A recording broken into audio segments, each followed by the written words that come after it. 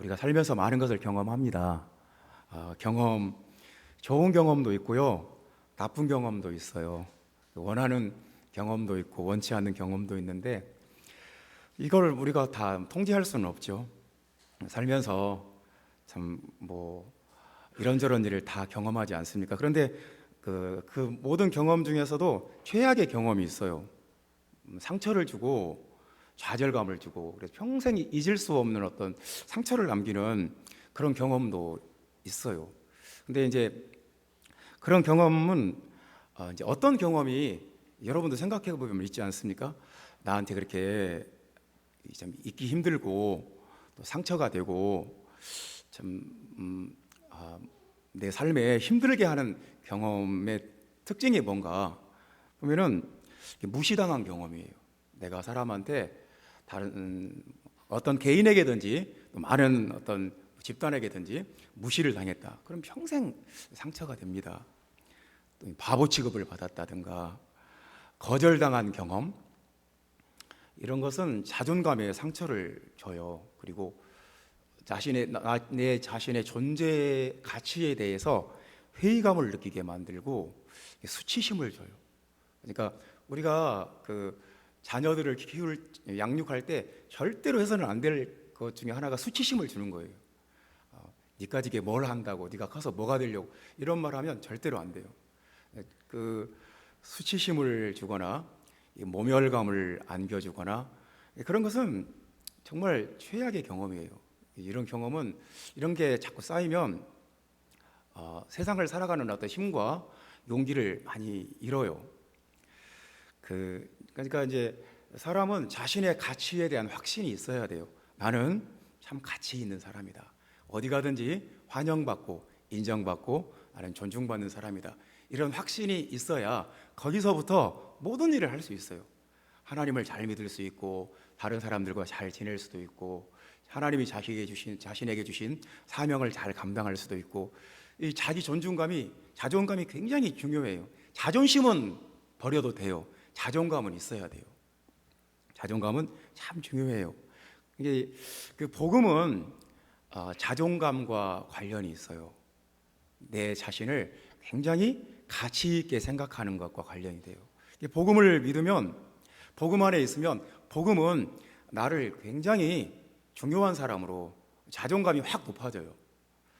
그래서 굉장히 당당해지고 담대해져요. 이렇게 위축되지 않아요.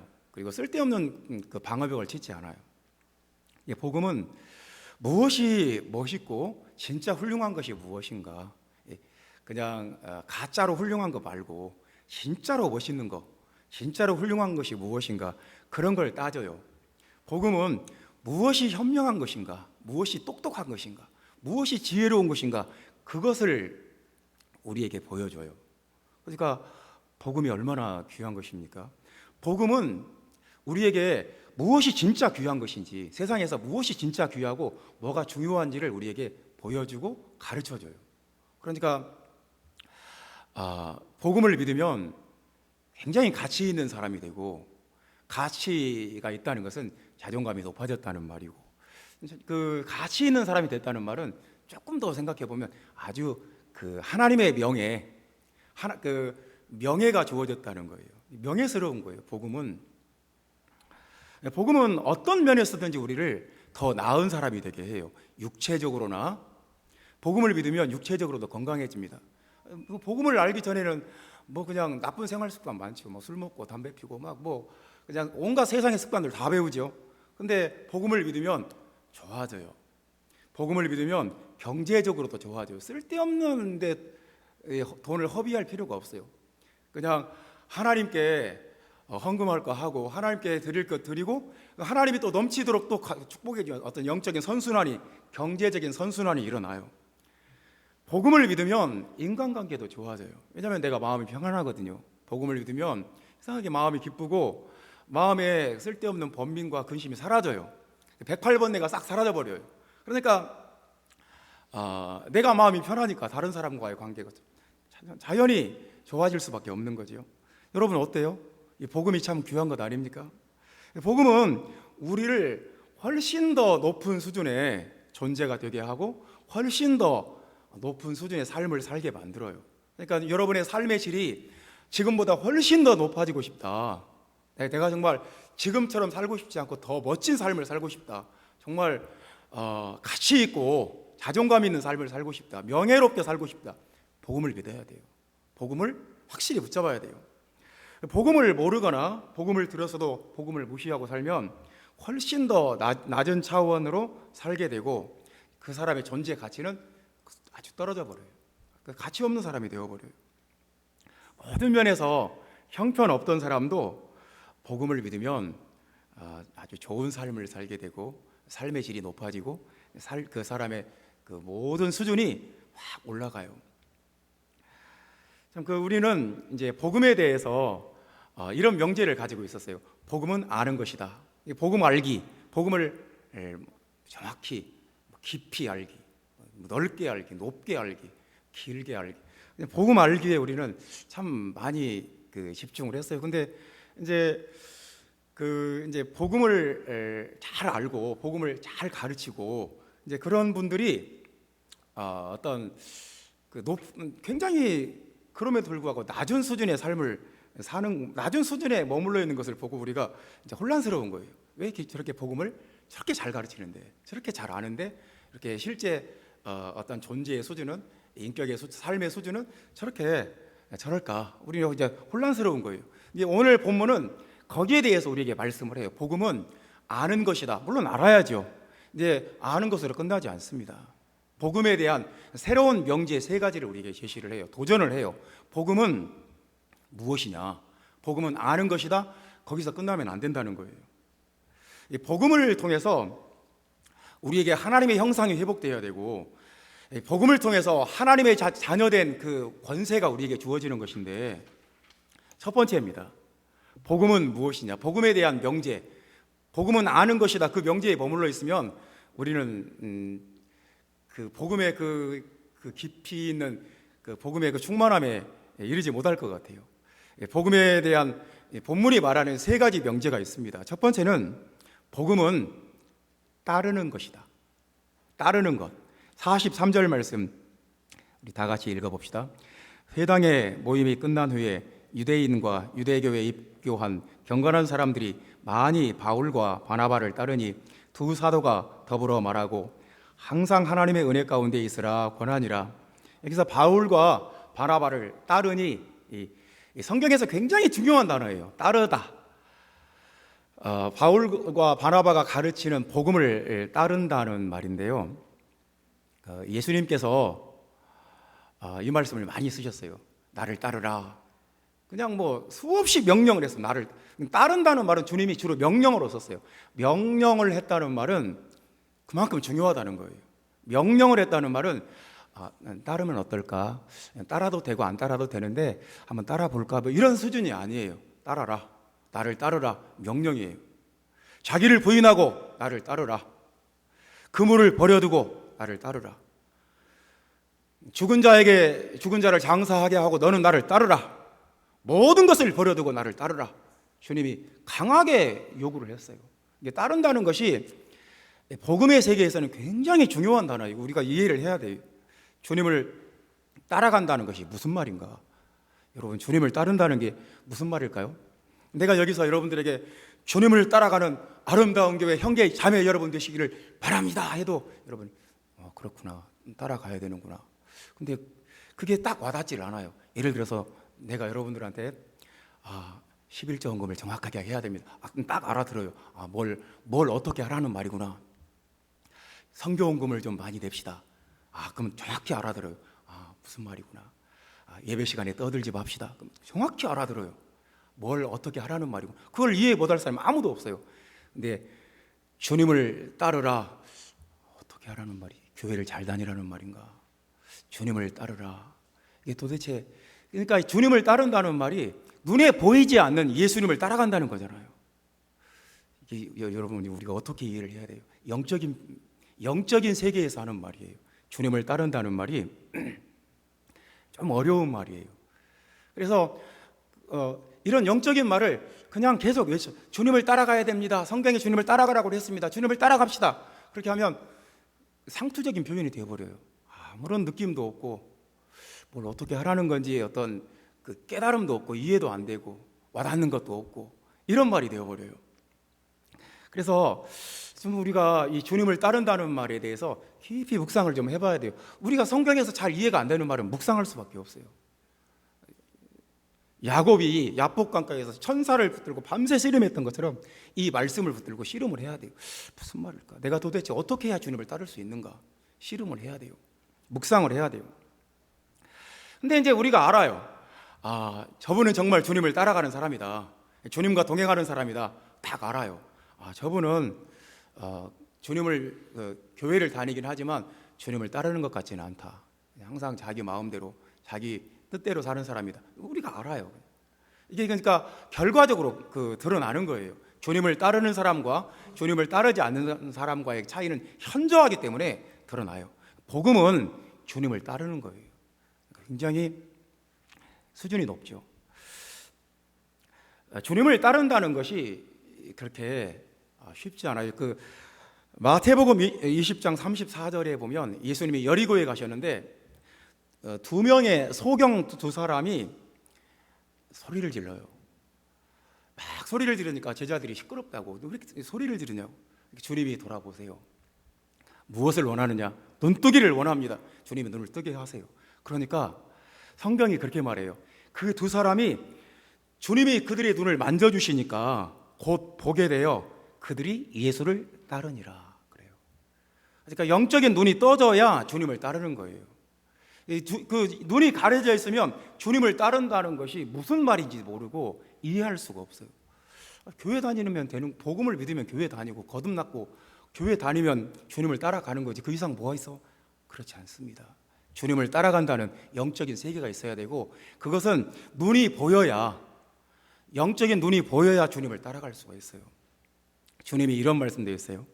내 양은 내 음성을 알아들으며 저희는 나를 따르느니라. 그러니까 어떤 사람이 주님을 따르냐? 아무나 주님을 따를 수가 없어요. 주님의 양만 주님을 따라가요. 주님의 양은 어떤 사람이냐? 주님의 음성을 알아들어요. 아, 내 목자가 지금 저기서 나를 부르는구나.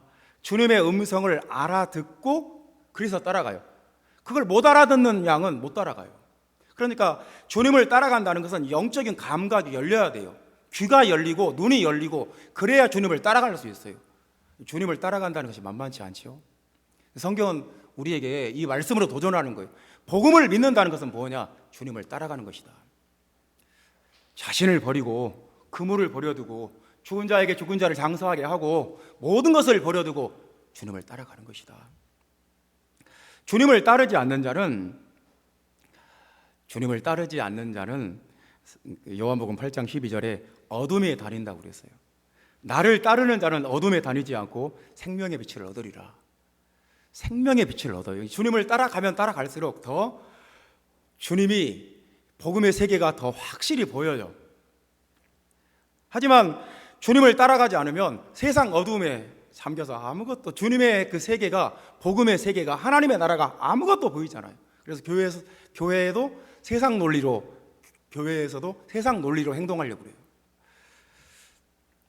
영적인 그 어둠에서 벗어나야 주님을 따르고, 주님을 따라가면 어둠에 다니지 않습니다.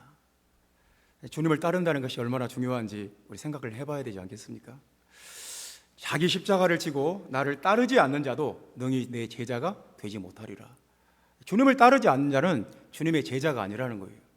주님이 그냥 여기에 대해서는 봐주는 게 없어요. 그냥 이건 명백해요. 나를 따르지 않는 자는 내 제자가 될 수가 없다. 합당하지 않다는 말도 했어요. 자기 십자가를 지고 나를 따르지 않는 자는 내게 합당치 아니하니라. 합당치 않다는 말이 굉장히 무자르듯이 그냥 어떤 단언하는 말이에요. 그러니까 그냥 예를 들어서 내가 어떤 회사에 취업하려고 서류도 내고 취업 원서를 냈어요. 근데 그 회사에서 합격, 불합격 딱 나오잖아요. 이렇게 당신은 합격입니다. 불합격, 이게 그 중간에 어중간한 건 없잖아요. 합격도 아니고 불합격도 아니고 중간은 없잖아요. 합당치 않다는 말은 그 말이에요. 내가 회사에 원서를 냈어요. 지원서를 냈는데 그 회사에서 당신은 우리 회사에 합당치 않습니다. 우리 회사가 원하는 인재가 아닙니다. 그 얼마나 그게 무서운 말이에요. 그렇지 않습니까? 당신의 어떤 이력서와 그다음에 모든 그 자격증과 당신의 그 자소서를 보니까 우리 회사가 추구하는 그 방향과 맞지 않습니다. 합당치 않습니다. 커트가 되는 거예요. 그러니까 합당치 않다는 말은 성경에서 굉장히 무서운 말이에요. 나를 따르지 않는 자는 내게 합당치 않다. 하나님 나라에 커트가 된다는 말이에요. 복음은 싸구려가 아니에요. 복음은 그냥 싸구려로 믿는 게 아니에요. 주님을 따라간다는 굉장히 수준 높고 차원 높은 그 세계가 있어요. 그러니까 주님을 따른다는 것은 아무나 할 수가 없는 거예요. 어떻게 보면 복음 안에 있는 사람은 예수를 따를 수 있는 성령을 받기 때문에, 또 기름 부음을 받기 때문에, 성령의 임재로 영적인 세계가 확 열리기 때문에 주님을 따라갈 수가 있어요. 형제자매 여러분, 우리 어떤 사람이 되어야 될까요? 그냥 세상의 풍조를 따라 살 수도 있고요, 내 어떤 의지를 따라 살 수도 있고, 내 생각대로 살 수도 있고, 내 주관을 따라서 살 수도 있어요. 또 어떤 다른 누군가를 따라갈 수도 있어요. 그런데 눈에 보이지 않지만 살아계신 하나님, 성령으로 임재하시는 그 예수님을 따라가는 주님의 백성들이 되어야 하지 않을까요? 오늘부터 한번 우리 생각을 해봅시다. 주님을 따라간다는 것이 뭘까? 어떻게 하는 것이 주님을 따라가는 것일까? 우리 한번 이 말씀, 이 주님을 따라간다는, 주님을 따른다는 이 한 가지 단어를 한번 깊이 묵상해 봅시다. 이 말씀이 여러분들에게 은혜 되기를 바랍니다. 두 번째 말씀입니다. 복음은 두 번째 명제죠. 하나님을 영화롭게 하는 것이다. 48절 말씀 보겠습니다. 48절 말씀 다 같이 읽어봅시다. 이방인들이 듣고 기뻐하여 하나님의 말씀을 찬송하며, 거기까지입니다. 찬송하며, 찬송한다는 말이 좀 영화롭게 한다는 말이에요. 영화롭게 한다. 그러니까 이제 이런 말도 좀 어려워요. 하나님의 말씀을 찬송하며, 복음을 찬송한다. 참 그 복음에 대해서 얼마나 큰 비중을 두고 있는지, 성령께서 이 말씀을 기록하게 하실 때 복음에 대해서 얼마나 큰 비중을 두고 있는지 우리가 느낄 수가 있죠. 하나님의 말씀을 찬송하며, 그 복음을 통해서 계시되는 그 하나님께 영광을 돌린다. 근데 이것도 명령이에요. 그러니까 이렇게 해도 되고 저렇게 해도 된다, 그런 게 아니에요. 너희 몸으로 하나님께 영광을 돌리라. 성경에 그냥 하나님께 영광 돌리라는 명령이 그냥 따로 있어요. 여러분, 독사라는 말을 들으면 어감이 안 좋죠? 독사 그러면 별로 좋은 느낌이 아니죠. 근데 성경에서는 굉장히 좋은 말이에요. 영광이에요. 영광. 독사. 독사죠 그러면 영광을 돌린다, 그 말이 동사가 되어버려요. 그래서 그 성경에는 독사조가 항상 하나님께 써요. 하나님을 영화롭게 한다. 아버지의 이름을 영화롭게 한다. 주의 말씀을 영화롭게 한다. 주님의 이름을 영화롭게 한다. 예수를 영화롭게 한다. 딱 그 영화롭게 한다의 그 목적어는 딱 정해져 있어요. 그리고 하나님께 영광을 돌린다. 하나님께 영화롭게 한다. 이 말은 수도 없이 많이 나와요. 이제 복음을 믿고 복음 안에 있으면 하나님께 영광을 돌리게 된다. 이게 이제 굉장히 수준이 높은 거예요. 하나님께 영광 돌린다.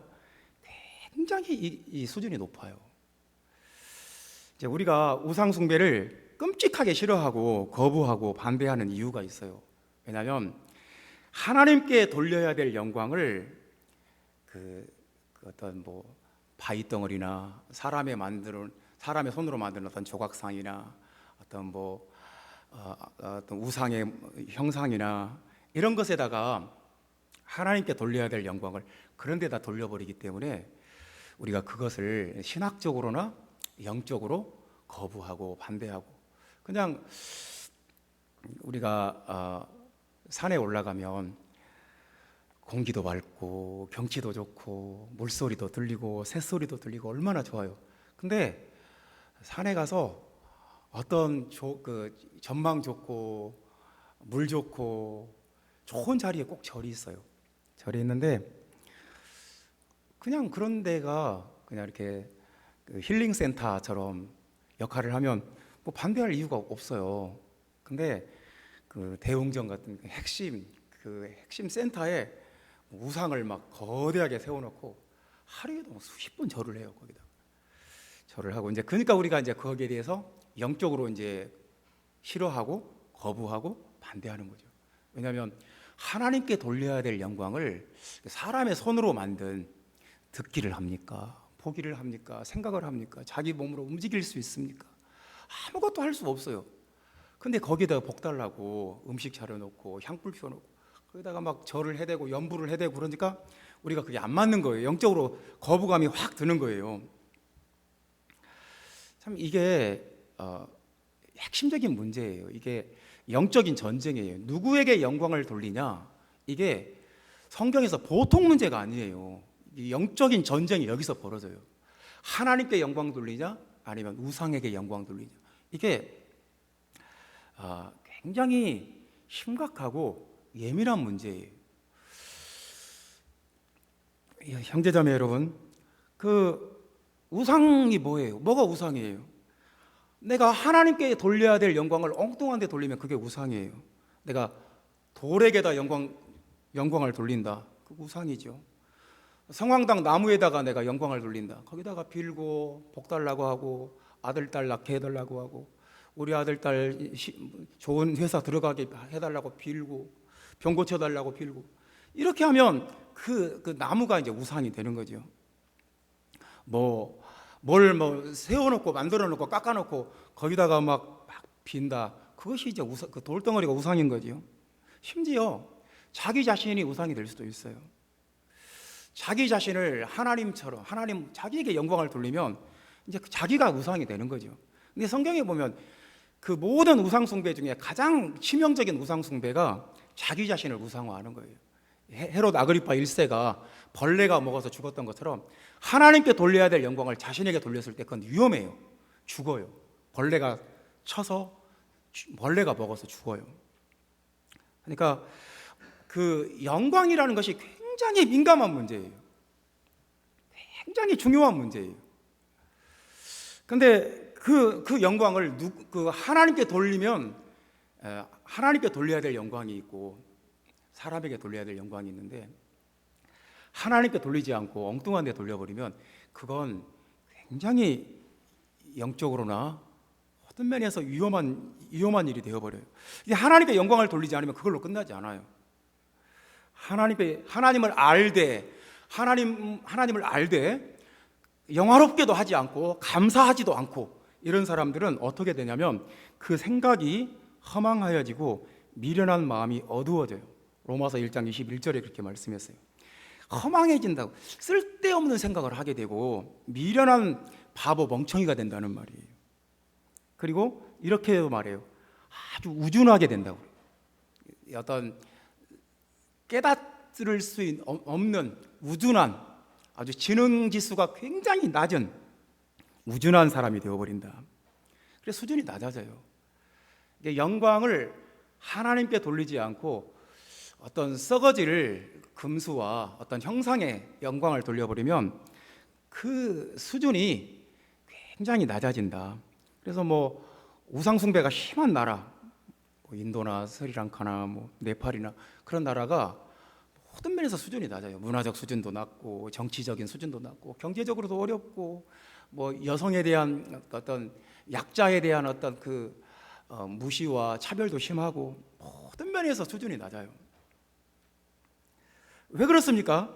하나님께 영광을 돌리지 않고 썩어질 사람과 금수와 버러지 형상의 우상에게 영광을 돌렸기 때문에 그래요. 이건 정말 위험한 거예요. 그러면 내가 하나님의 형상대로 지음받은 내가 썩어질 사람과 금수와 버러지 형상에게 우상에게 절하면 이제 자처하는 거예요. 나는 저것들보다 못합니다. 저것들이 나보다 더 위대합니다. 저 돌덩어리가 나보다 더 훌륭하고 나는 저것보다 못합니다. 자처하는 거예요. 자인하는 거예요. 우리가 하나님의 형상대로 지음받았고 얼마나 귀한 존재인데 헛된 것에 영광을 돌리고 그러면 그보다 못한 존재가 되어버리는 거죠. 복음은 얼마나 위대하냐면 복음을 믿는 순간 우상을 버려요. 내가 우리 조상대대로 몇천 년간 섬겨왔던 이것들 아무것도 아니구나. 이거 쓰레기구나. 버리고 불태워버려요. 그냥 뭐 몇십 년 동안 해왔던 부적 싹 뜯어버려서 그냥 싹 불태워버리고 온갖 그 미신 숭배했던 것들, 샤머니즘에 속한 것들, 우상 숭배했던 것들 싹 그 습관을 다 버려요. 복음을 믿으면 누구에게 영광을 돌려야 될지가 명확해져요. 아무것도 아니구나. 하나님께만 영광 돌리면 되는구나. 유일하신 하나님 한 분에게만 영광 돌리면 되는구나. 근데 자기를 자꾸 나타내려고 하고 자기를 드러내려고 하면 절대로 효과가 없어요.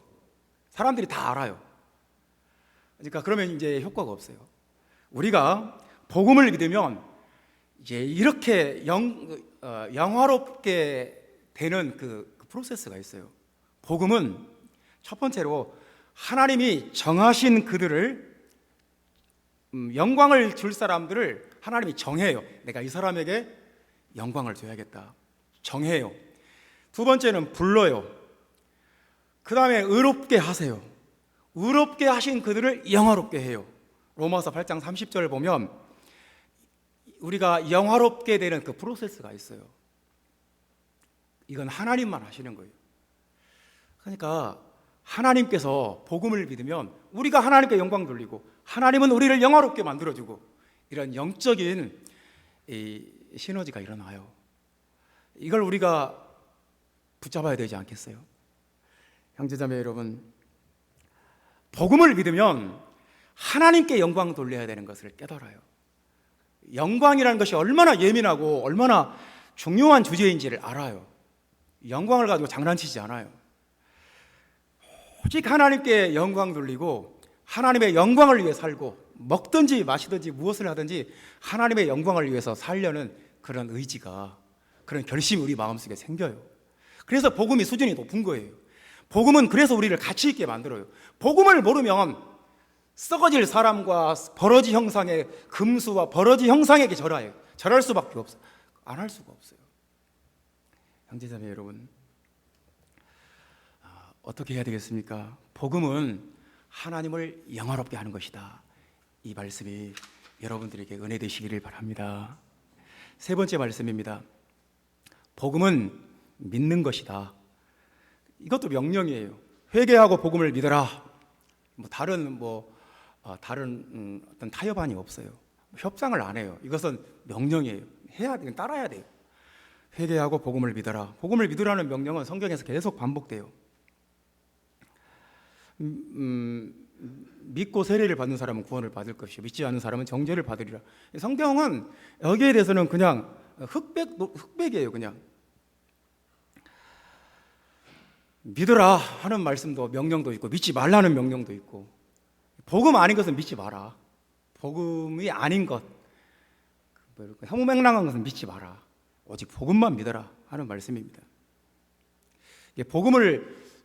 복음 믿는데요? 믿고 교회 다니는데요? 맞아요. 여러분 복음 믿어요. 이제 나도 인정해요.